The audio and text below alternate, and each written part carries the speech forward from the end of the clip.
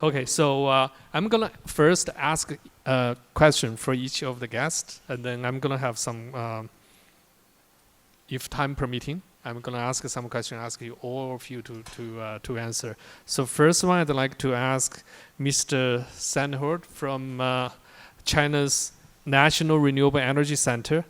So what can subnational governments do to have the greatest impact with their clean energy policies?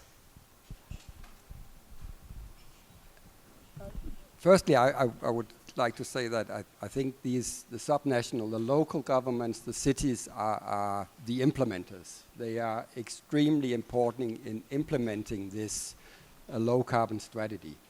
But clearly, they are also limited by the institutional framework, the legislation on a national level, and also maybe limited by only looking at their own city, their own province, and so on. So what I think is needed, I think Professor He came with some very good keywords for what is happening in China right now.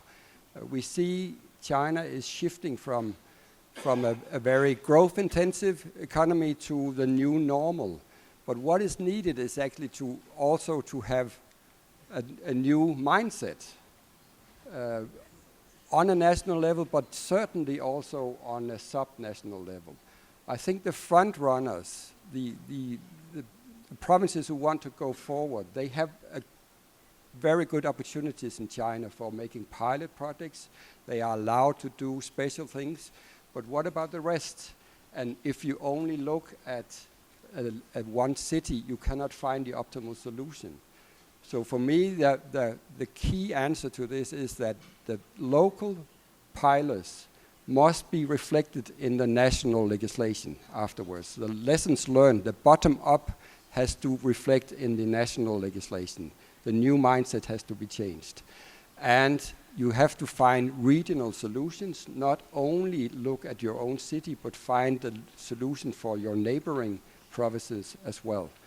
That will be the sustainable impact of pilot projects in the future.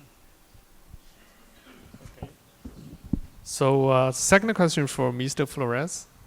And what specific barriers prevent low-income and disadvantaged communities from accessing clean technologies? And what solutions can subnational jurisdictions implement to increase these communities' access to clean energies, particularly zero emission and the new energy vehicles? Thank you. First of all, thank you for the Under2 coalition for inviting me. I didn't realize when Governor Brown said, time's running out, let's get going, everyone would follow him out the door. So for those who stayed, I really appreciate it. A couple of things on disadvantaged communities. I think as we start to think about subnational and in our communities, I think you have to recognize first and foremost that there is a disconnect in some way, in many ways, between communities on carbon and a disconnect with communities on pollution. And in some sense, the co-benefit issue is super important for us to educate, for us to begin to have that conversation. And the reason for that is that as we get more successful, we have found in California that there becomes a divide, and that divide is really about communities who see, in some sense, a program that is very successful at generating funds, cap and trade. In fact, in California, we've generated over $1.2 billion of cap and trade funds, of which half of that money has gone to disadvantaged communities in order to clean up, in many sense, the pollution issues that are left. But I can tell you that that framework needs to continue to evolve, and it needs to continue to evolve by including those communities in those investment decisions. And I think the issue, if you look at California as a leader in getting disadvantaged communities into the mix, it isn't that we're not generating dollars, it's a question of how those dollars are invested, where, at least in this case, the legislature is pushing to get those dollars invested, and where we can make up differences in pollution, particularly in communities that continue to see a situation that needs to change, hasn't changed. In fact, our governor did a tour just before coming here into communities in the inner city where we saw, and he heard from communities who needed more investment, even though we have generated over $500 million. I think the governor is sensitive to that. I think all of us who look at our communities have to recognize that whether you're in California or whether you're in China, there is a huge disconnect with the middle class who want to see the air clean, want to have a healthier environment, and at the same time want to realize carbon reductions. Sometimes those goals match up, and sometimes, at least from a perception perspective, don't. And I think the biggest challenge we have at subnational groups is to make sure that the co-benefit of both is really something that we begin to work on. And whether that is short-lived climate pollutants, it's something we could probably find common ground on. Clearly, when we're trying to solve for those types of solutions, you bring both the pollutant aspect to this, the carbon aspect to this, and a whole bunch of other issues the governor mentioned about efficiencies. So I think for us as a group, the Under2 coalition needs to continue to focus in on those short-lived climate pollutants and the dollars that are generated in some sense going into those types of efforts. Okay, thank you, Mr. Flores. Third question to Mr. Yong Chen from International Renewable Energy Agency. What are the financial mechanisms that subnational jurisdictions can implement or encourage to spur additional investment in technological innovation? That's a very interesting question, because first let me roll back a little bit, because to scale up renewables, of course you need financing. The financing, because if I make the analogy, that's like blood in the body. But then you need a vessel to channel the blood to where it needs to be. So we need both, actually. We need national level government and the financing mechanism, but also we need a subnational. So this is the context.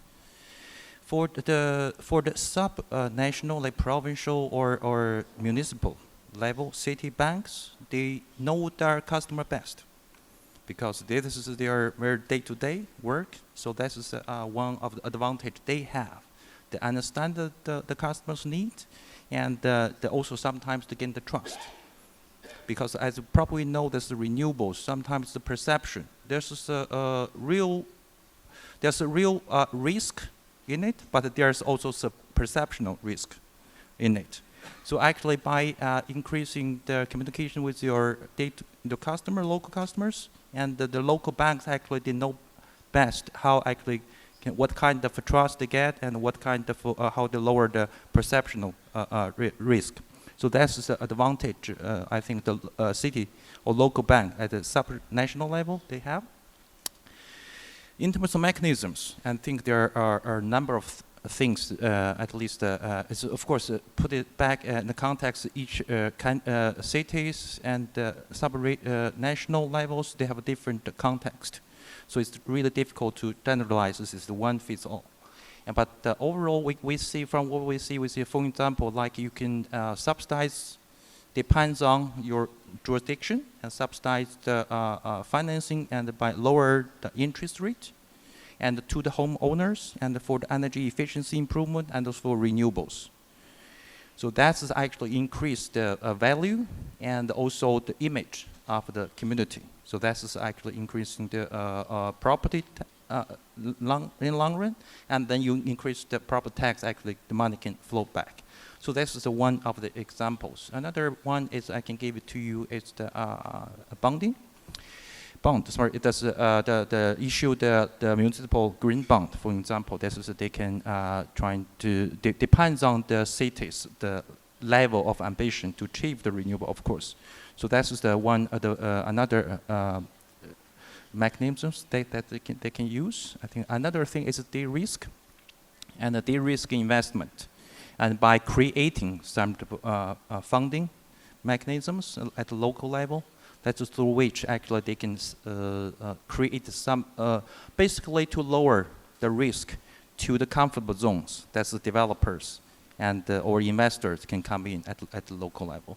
So I would say that it really depends on the city and also the urban or the municipality and or provincial or state levels, where's that context.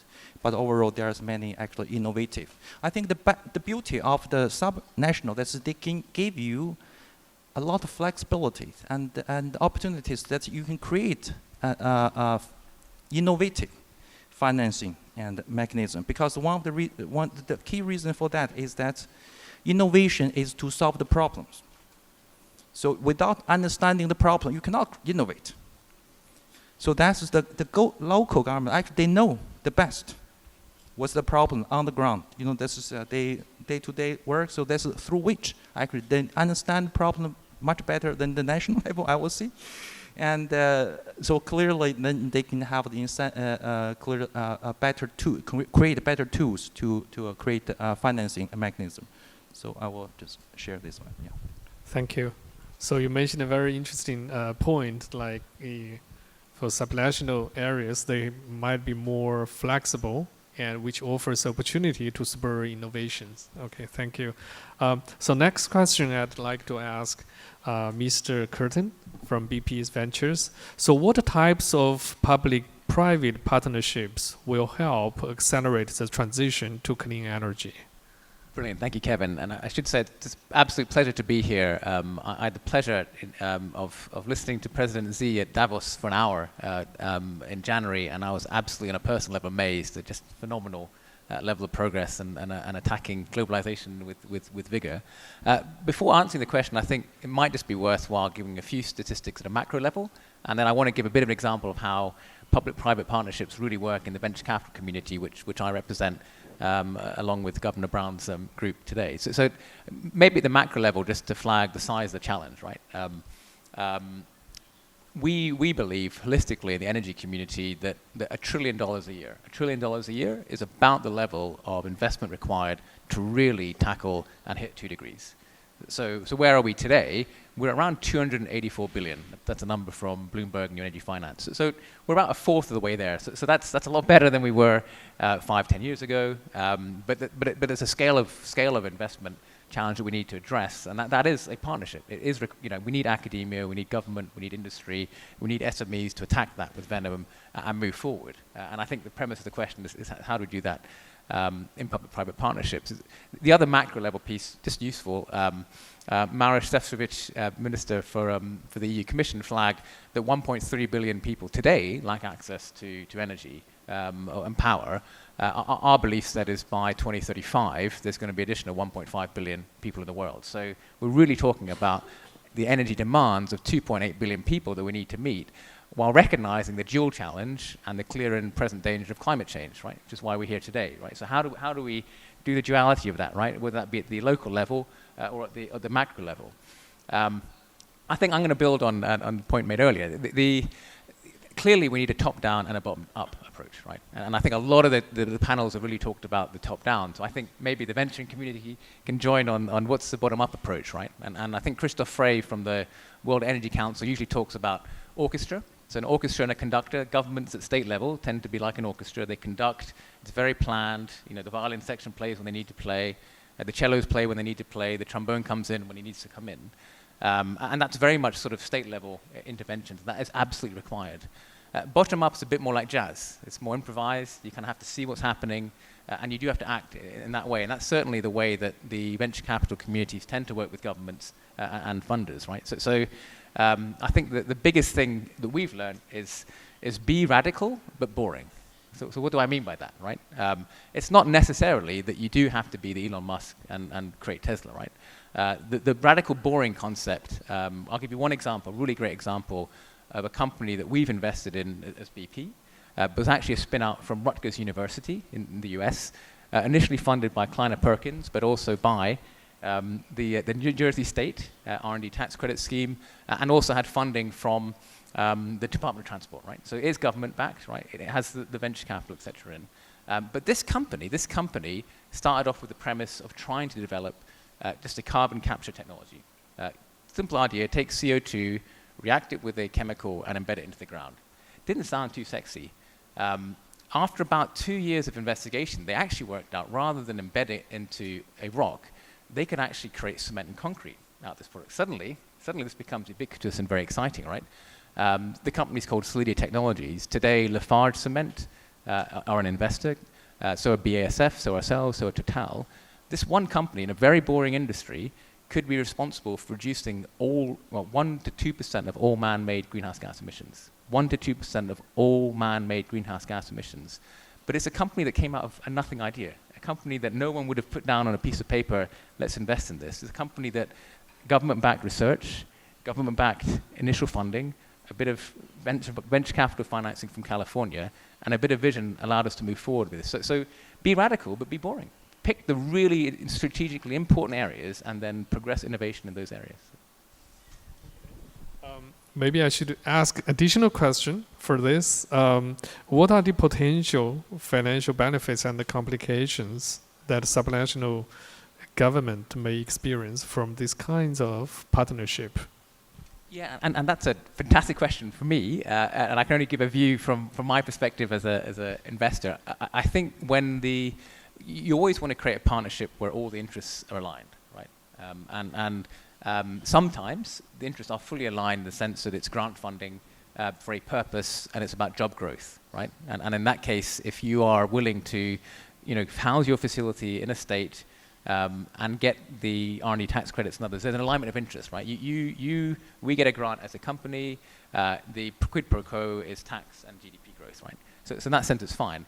The issue at times when there isn't alignment of interest, right? Actually, sometimes we do find that at that level, they want an equity return, and a return on capital, and they want the job growth, and they want something else. And you go, well, actually, can we create a financial instrument that works for everybody? Not at all times, but it's really about that alignment of interest, right? So, and it doesn't really matter whether that's supernatural, national government, or company, or whatever. As long as stakeholders and partners, we're aligned around our interests, we can create great things in this world. If the interests aren't aligned, to be frank, you shouldn't partner in the first place. Okay, thank you. One question I'd like to ask Mr. Sandholt.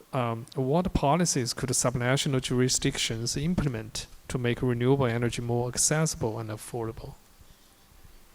Yeah, again, I would say the radical shift that is occurring this year is for China.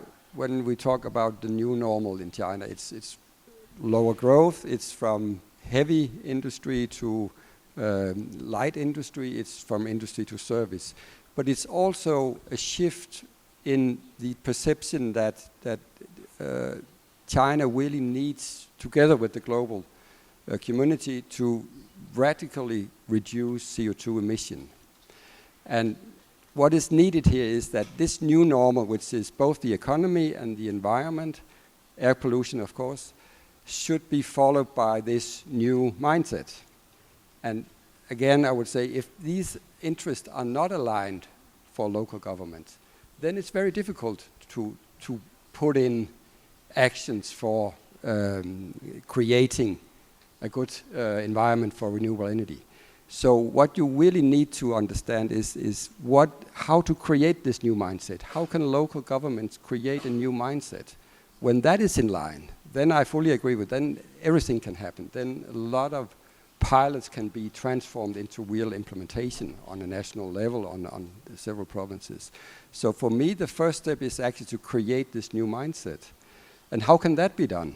I think what we have seen in the recent year is a task force looking at disclosure of climate-related risk for companies, led by Michael Bloomberg, a quite interesting task force who really tried to say, okay, the future-oriented companies need to take this risk serious.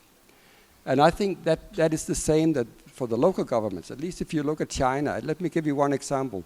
The national government says we should not invest in coal-fired power plants because we don't need them. We have enough power plants. We need to reduce the use of coal, so stop building new coal-fired power plants. However, a number of provinces, they are so much in the old thinking, in the old mindset. They are so heavily relying on coal mining, taxes from coal power production. So they just continue. What they miss here is actually to realize what is the real risk of continuing to invest in coal-fired power plants. So you have to transfer this disclosure of risk, climate-related risk, from companies to provinces to cities to look at what is the real risk, and then you can create a new mindset. When you have this new mindset, then I think that it's not a question about technology. It's not a question about cost anymore. We discussed that 5 years ago. That was a real problem. Today it's not a real problem. It's more that you don't realize how risky it is to continue in the old mindset. You don't realize what is the real cost of the pollution. When you realize that, then you create action, you create implementation. Yeah, go ahead, please. Yes. Sure. No, I just want to add a couple of things. I think a very good point that is, Carl just made. This is risk related. This is you give a lot of examples in China, and I share a little bit more actually in Southeast Asia, for example, Philippines. As probably you know, Philippines is in the tropical area, so it's one of the very few countries that are hit by the tropical extreme weathers. Right now, they're increasing every month. I think on average, 1 year they have more than 10. And a tropical storm hit in the Philippines, so they got cause of problem. That's probably you hear a lot. And one of the things right now, the Philippines and especially in Manila, they are looking at the climate resilient power grid. How can they transform their power grid right now and to the more climate resilient? Because every time they hit, they get a problem. So right now, this is one reason. For example, the Haiyan, I think I forgot which years. A few years ago, the Haiyan in the coastal area, they wiped out by the tropical storm. And once after that, they reinstored in the city. They said, so what kind of power system we should build? They said, no, we're not going to build a central. So we're going to build in a modular microgrid type for the new power system, because they can do it because they totally wipe out, so it's from scratch. But they can, once they learn the lesson and they got heating, and they still look into with the future. So that's just one of the example I would just add to your point. Actually. Thank you. So I'm gonna have several questions for all the speakers. Welcome to jump in anytime. One is, what is the best approach for subnational governments to integrate rapidly increasing renewable energy sources into a developing or slowly modernizing grid system? Because in the world, always the grid system is very slow. The modernization of the grid system is very slow. This is another good term of saying this. So how do you actually integrate the increase in renewable energy into this? Who wants to start first? Okay.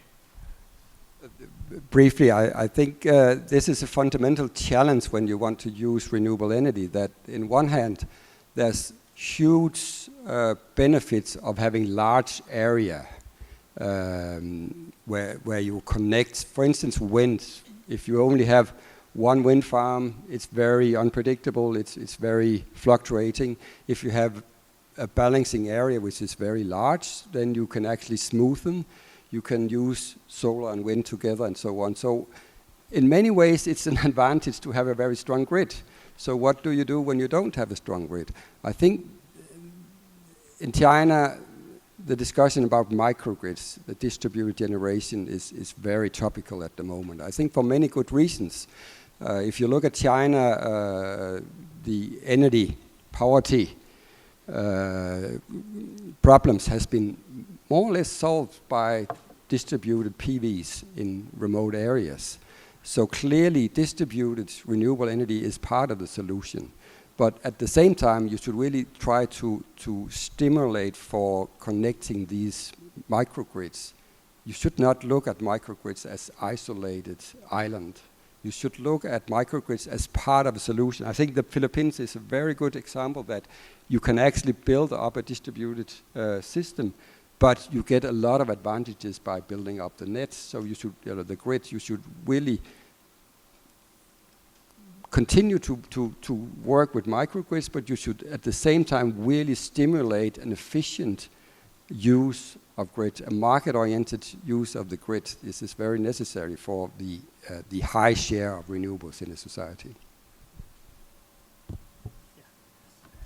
Just building on course point, I think is very, and also from the nature of renewables, they are site specific.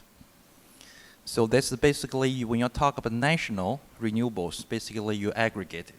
You cannot move, like a coal. You can see from one point to another point. That's what national whole bunch of tons of coals we can move around. Oil, gas, same. But the renewable, you cannot do that. The only can do that is you can build the power system. I agree with you. And right now you see the trend and in the power grid transformation, and you from the large, bulky, centralized, but still connected, strong connection still between, but to the more microgrid or mini grid circle, and in each connected to each other with very interactive and strong grid interconnections. So that's a trend I think relate to. That's also for smooth out the renewable variability. Another thing I want to add here is that for demand side. One thing is you regulate. Another thing you through the generation side. Another side from the consumer side. So this is for more like city and level or even community level. This is how actually you, especially with the ICTs, gradually integrated into energy sector. This is the energy, internet, call it. And so this is how actually the demand side more responsive to the generation. So basically not necessarily be the generation follow load. Now load can follow generation. So this is both ways there. Right now you can see the developing in both ways, and that's also can help a lot actually to scale up the renewables. That's also because by reducing the requirement for the backup or flexibility, increasing flexibility, backup power, regulating power. Yeah. Just adding to that a bit, I think the microgrid thing is a very powerful concept, but I think if we were to redo our grids at the very beginning, we have a very one-way grid, and I think the issue for the future is how to get the two-way up and in as we start to build these out. I know in California, as we now have a very tough standard and worked past that very quickly, we're now talking about having half our energy, now 100% of our energy in California, being renewable. So we are looking at this as very large bets, but at the same time recognizing that solar and wind have an intermittency problem.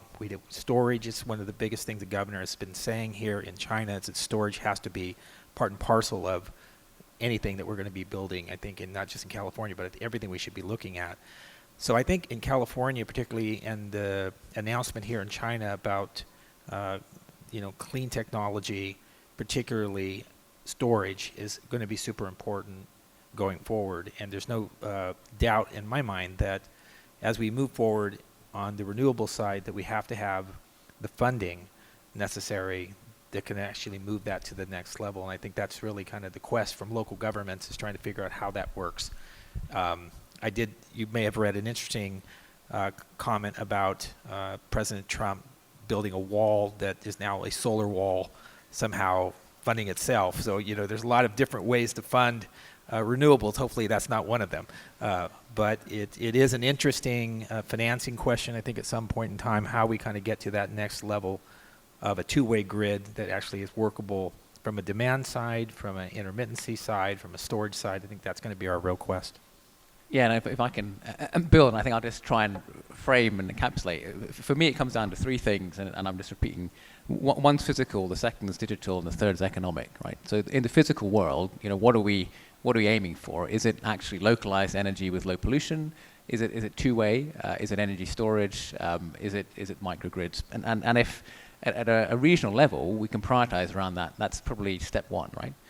Step two is then on the digital piece. Well, if you do want microgrids, if you want two-way flow, we need to up the game in terms of smart meters, home energy management systems, all of that. And the third is economic, and it's worthwhile just highlighting the regional differences and state differences, right? I mean, in certain economies, and I'd say China may be one, it's relatively regulated. There isn't much price differential. There's not a different wholesale retail market, right? In the UK, where I'm currently working, there are 30 different pricing mechanisms. on a daily basis, 30 different pricing mechanisms between different hours, right? So the need to kind of integrate the right pricing signals with the digital and the physical should enable things, right? But at the moment, if you are a householder, you might be able to produce power at a certain rate, but you may only be able to sell it into what's called the wholesale market, which is very cheap. So actually you're not really getting the incentive price versus the retail market. So like the equivalent of 4 cents per kilowatt hour instead of 10 cents per kilowatt hour. So the need to just integrate the physical with the digital, the right pricing mechanisms is, in my view, the way you structure it. And the pricing is what will get, finance and the venture capital world to jump in. One more example. Actually, this is I totally agree with this. And for a lot of especially developing countries, they don't have a very strong grid actually, and especially transmission.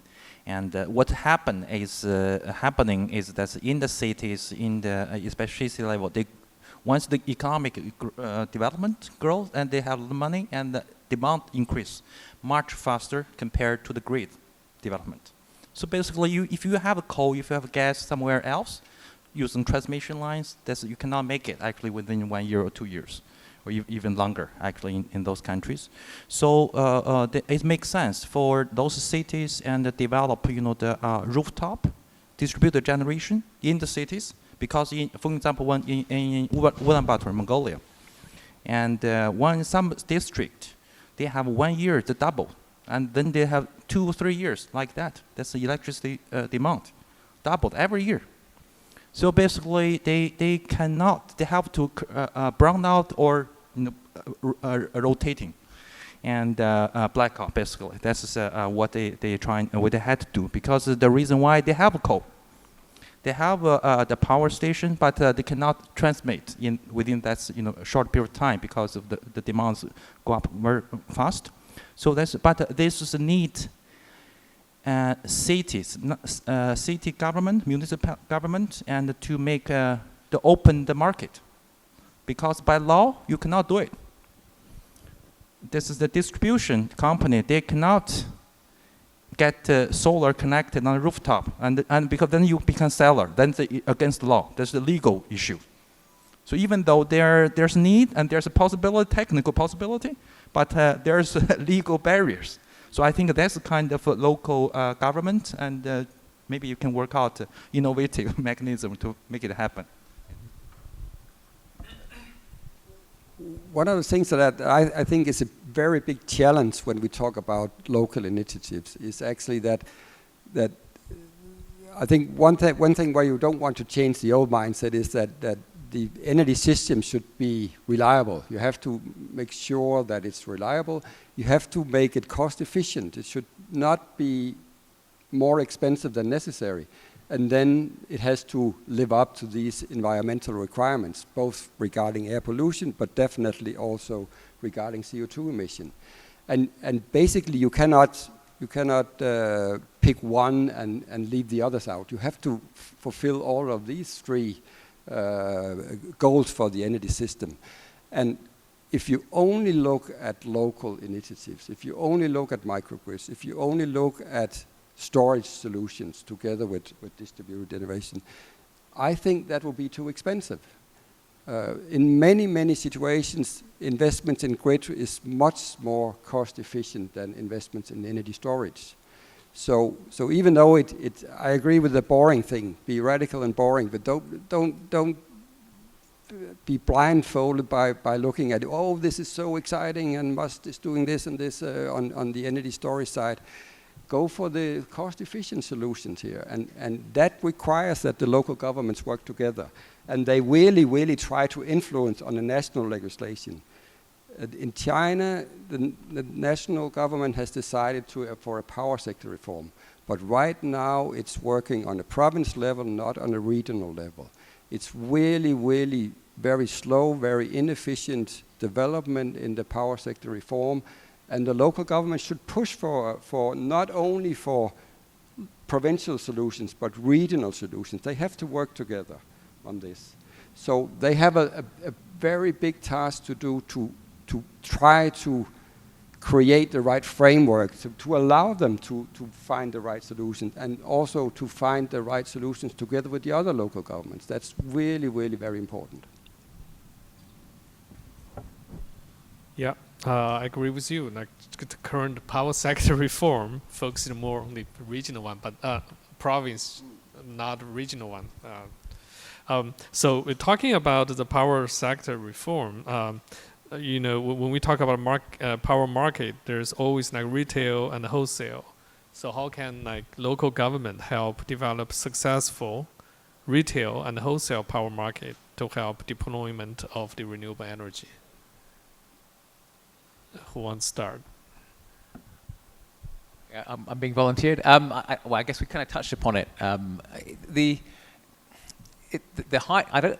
If I can reframe the question, I think the question is really at how can a local government work with its partners to understand what the priorities of that municipality are, right? Oh, yeah. The reason I reframe it is because if your priority is about pollution levels, then clearly it's about potentially either getting centralized energy far away from your city, and frankly, it's less of a retail wholesale issue. If it's about local energy production that combines lower emissions and a certain level of renewable generation, then going to say I need to think about retail wholesale pricing makes sense. So I do always think you've got to try and come up with what is the actual priority that any municipality is trying to move forward. In that scenario, then I think it really is a question of ensuring you work with, in a partnership model, others to understand what your options are, right? And this goes to physical. So if you are in a geography where you have access to cheap gas, actually you might want to go with gas-based fuel cells, in which case you understand the physical and then you price the fluctuations on the retail and wholesale on that basis. If you don't have access to cheap gas, then solar, wind or other forms of distributed energy might make a lot of sense, or even combined heat and power. But you have to kind of work with the actors to understand that and move forward. And the retail and wholesale then becomes a little bit of a misnomer, right? Because ultimately, if you've worked out what the physical is, and then you believe you can do things in the digital world, then the retail wholesale price fluctuation arbitration becomes a physical issue. It's how do you connect power back and forth from a distribution perspective, and frankly, how do you overcome regulation, right? So how do you ensure that there's a regulatory mechanism in place so that consumers can sell back onto the grid, and there's some level of balancing allowed? But we're not, we often go into the boring. We're not reinventing the wheel here. There are great smart cities already doing this. There's a mega projects on smart cities in a number of geographies that have surmounted this. So I think, to be frank, for me, it's best practice sharing. It's best practice sharing between cities, right? So. I think the question actually asked here is the wholesale and also the retail. But actually, there's more other type of market design for some other countries. Some, for example, single buyers, and those countries. And what I see for if you have the wholesale electrical market, basically it depends on also the balancing areas where there are constraint is, of course. You how to design it, but in principle, that's you need to design more friendly to renewables.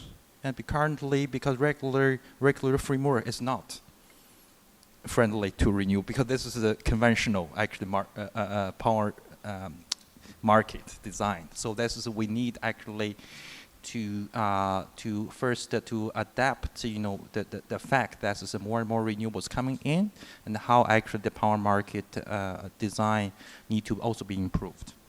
And so that, of course, at the same time, as probably you know, this renewable energy technologies, they are not only say, okay, we do whatever we want and you have to adapt to me. No, they're also also trying to adapt themselves to the grid code. For example, they are more smart wind turbine. For example, they're grid friendly, and the renewables. So the inverters, everything runs smart inverters. They have a lot of technology innovation. But what I'm trying to see is in both ways. So I have both ways. I have technology trying to meet the grid, and also the power or current power market and wholesale, and also the wholesale market. Also, you have to change some rules to more, accommodate variable renewables. For example, you have to shorten the closure gate time. That's and also, of course, same time, the renewables providers, they will just see how can I predict more accurately. Then this is, I would say, there are two ways. And at the wholesale market, that's the design. And of course, there's more renewables there. The providers, electric providers, tend to, in general, to smaller scales. So probably there's also, you can see, and more liquidity that's in the market. There's more players in the market. That's also one of the fact that the market should need to adapt. This is in the wholesale. For the retails, and basically, I think it is some, you need to create more demand and for renewables. So how you blend it your electricity and from different sources and to 1 kilowatt hours, and the different retailers and of green electricity. And that's one of the things that we this morning, I think today, this is corporate sourcing. And one thing that I think this afternoon created a green electricity consumption organization. Sometimes, so basically, that's trying to from demand side. And even though there's RPS to see put the requirement on the generation on the grid, this XYZ % of renewables need to be generated and injected into the grid. But also from demand side, there's also increasing the demand for greener electricity. So that's actually can have impact on the retail market. In terms of China, I think it's a very timely, I would say, topic at the moment, because of the power market design. As you heard this morning, and from Premier Zhang Gaoli, and he mentioned that's the power. I think from what I read, I think the power market reform will be accelerated in China.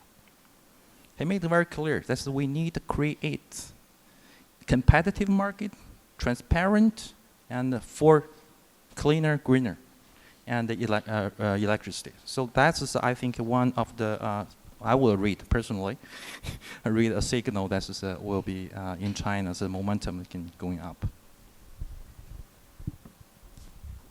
Yeah. Firstly, I would say that I'm a strong believer in a wholesale market.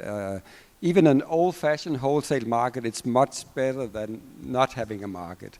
For instance, for China today, actually, the coal-fired power plants need to be exposed to the risk of investments. And the only way to do that is to be in a competitive market where you actually have to trade without any protection or surplus artificial power price set by either the government or the province. Secondly, when you do dispatch on a cost, on a marginal cost base, then renewable energy will not get curtailed. The coal-fired power plants will get curtailed. So that a simple, normal market, old-fashioned market, works much better than a non-market. Then I agree with you that, of course, that can be improved, and when you have more renewables, you have to make it more advanced. But a simple, efficient market based on marginal cost pricing is what we need now in China. And here I think the local governments can help by not looking at their own provinces all the time. They have to look at interconnectors between the provinces as basis for a market between the provinces. So the grids should not be protected, should not be kept out of the market, which is a tendency at the moment. They should be included in the market. That's about the wholesale market. Then the retail market. I think if you look globally, a lot of focus has been on wholesale market and a very little focus has been on retailing.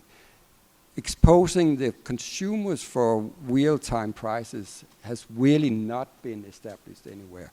And that is what we need in order to make the demand more flexible. So I think here we really need to, how can we develop a retail market who gives the incentives of being having a flexible demand, not using electricity when you have high prices, using more electricity when you have low prices. And I think we need also from the local community, we really need pilots, we need experimenting, bold experiments on this in order to create really demand-side flexibility.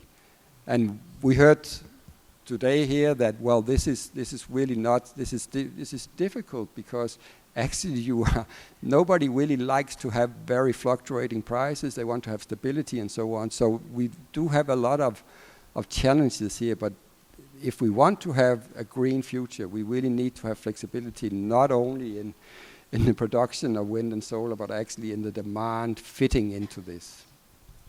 And here the retail market is the key. I just have a question to that. In China, particularly, in the U.S. and in California, obviously, most of our coal plants have hit their useful life. But here, it seems we have 50 to 60 years life ahead of it. So in China, so how do you diversify renewables when you have such a large amount with so much in front of it in terms of useful life? How does that work here? I'm just trying to figure that out. Yeah, you really have to distinguish between technical lifetime and economic lifetime. I think if you look at the way that coal power in China is supported today by what I would call an artificial high power price, then the economic lifetime is very short. You are able to pay back your investments in quite a few years. That of course will change when you introduce a market. Then you will basically, you could say, you will gain benefits from lower prices. I think the prices, electricity prices in China today are too high compared to what they ought to be. But that will expose these power plants to risk. But that is actually what we need. The idea of setting up a market when that was done in Europe was actually to reduce overcapacity. Well, they didn't succeed, actually, to be honest, because they were also protecting their coal-fired power plants. But here in China, you really need to protect the real cost and not protect the lifetime of old investments. You must recognize there will be stranded investment. Yes, that is a must if you want to achieve a clean future. And that's it. Before you realize that, the better. Before you stop investments in old technology, the better. So you really need to expose the risk to these power plants. I do one thing, and on this, as probably you heard about stranded assets. That's basically the lock-in asset, and this is one thing I could color spell a lot. I think for China right now, I think with the help with Denmark, the Danish expert right now, they are trying to increase the flexibility of the coal power. Basically, you can suppress, to 20 to 30% of the full capacity. So make it the coal power plants more capable to regulate the power. So this is a frequency and the voltage. So this is to accommodate more variable renewables. So that's the one way we can see to give a new role actually to the coal power. And so by also to allow the coal power to continue to be there, but lower the number of hours that's used per year. But probably economic compensation will be higher. So there's a way actually can coexist renewables and the coal.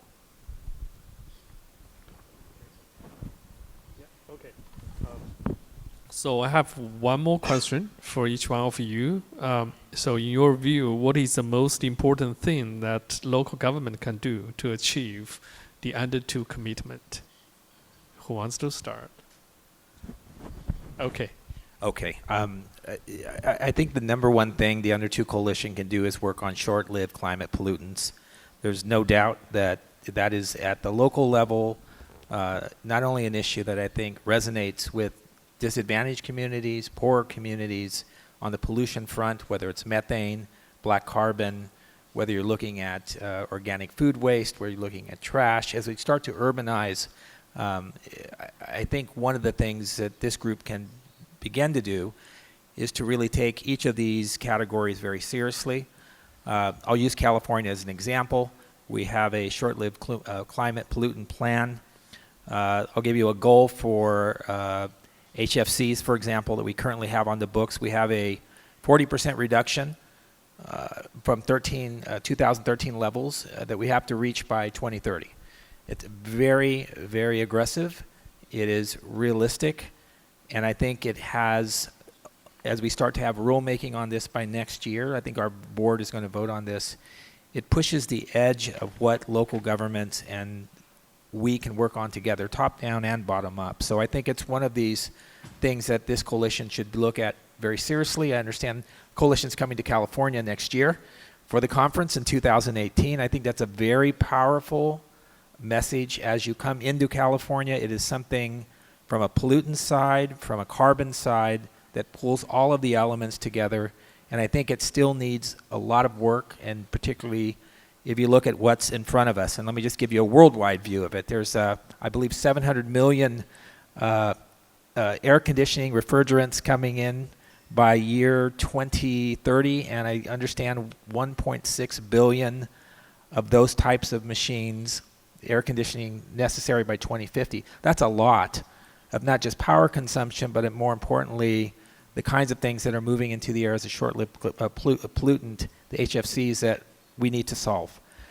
California has taken a big push on that. I think this coalition could really, from a local government level, take that on, be prepared, and to have some goals as you enter California next year.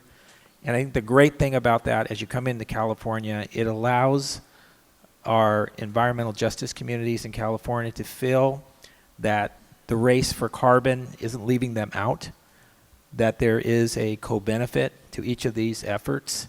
And I think it will be well received, not just in California, but I think for the coalition itself, something very achievable, something we need to do, and I think something hopefully to work on as we get going. I'll build that. I think that's absolutely fantastic, and my build, and it's the same question reframed, right? But I generally think each city should just work out what's the one thing, the one most important thing that's required, right? And I'm really impressed with the Air Resources Board, by the way. Really phenomenal work in California. If I took the example of the UK, and I was seconded to the UK government, so these statistics exist from 2011, so they may be out of date. But in the UK, heat is the number one priority. Heat loss in buildings, heat is 40% of all greenhouse gas, right? So if I were the city mayor, if I was Sadiq Khan in London, I would still be going on, I want to insulate buildings, I want to get triple glazing in place, and I want to reduce heat loss, because in my city, that's the big ticket item. And if I can reduce heat loss, I can reduce climate by 20% in my city, right? So to some extent, each city prioritizing the biggest ticket item, and then potentially, again, it's best practice sharing, right? So if your biggest ticket item is heat, then go to Scandinavia, go to Denmark, understand what other cities have done where heat is the biggest issue. If your biggest issue is air pollution, go to California, right? So it's just focus on one thing, deliver it really hard, and then move forward on to the next thing, right? Two small points. One is this is create, the city-to-city learning.